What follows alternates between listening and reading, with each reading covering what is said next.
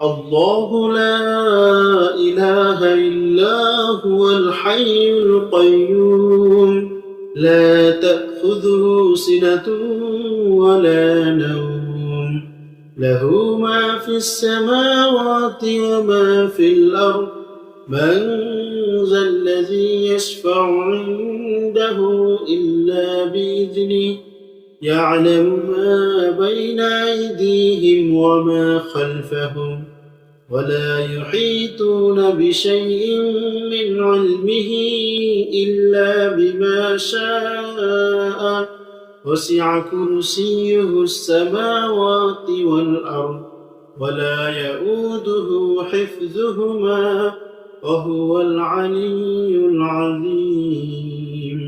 আজকের এই ভিডিওতে আমি কোরআনের সবচেয়ে মর্যাদাপূর্ণ ও শ্রেষ্ঠ আয়াতুল কুরসি সম্পর্কে সংক্ষিপ্ত আলোচনা করব। এই আয়াতটি কোরআনের দ্বিতীয় সূরা আল বাকারার 255 নম্বর আয়াত। এই আয়াতটির অর্থ হলো কুরসি। কুরসি অর্থ হচ্ছে সিংহাসন, মানে আল্লাহ তাআলার সিংহাসন। আয়াতটির মূল বক্তব্য হলো আল্লাহ তাআলা চিরঞ্জীব, আল্লাহ তাআলার তন্দ্রা ও নিদ্রা নেই এবং আল্লাহ তাআলা আসমান এবং জমিন সবকিছুর মালিক একমাত্র তিনি। এই আয়াতটি সম্পর্কে রাসূল পাক সাল্লাল্লাহু আলাইহি ওয়াসাল্লাম বলেন, যদি কেউ প্রত্যেক ফরজ নামাজের পরে আয়াতটি তেলাওয়াত করে তাহলে তার জান্নাতে যাওয়ার জন্য মৃত্যু ব্যতীত আর কোনো বাধা নেই।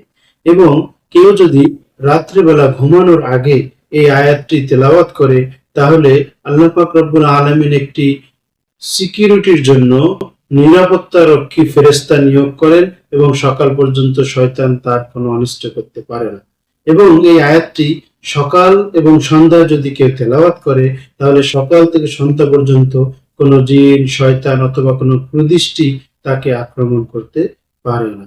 আয়াতটি হলো আল্লাহু লা ইলাহা ইল্লা হুয়াল হাইয়ুল কাইয়্যুম لا تأخذه سنة ولا نوم له ما في السماوات وما في الأرض من ذا الذي يشفع عنده إلا بإذنه يعلم ما بين أيديهم وما خلفهم ولا يحيطون بشيء من علمه إلا بما شاء وسع كرسيه السماوات والأرض ولا يؤوده حفظهما وهو العلي العظيم।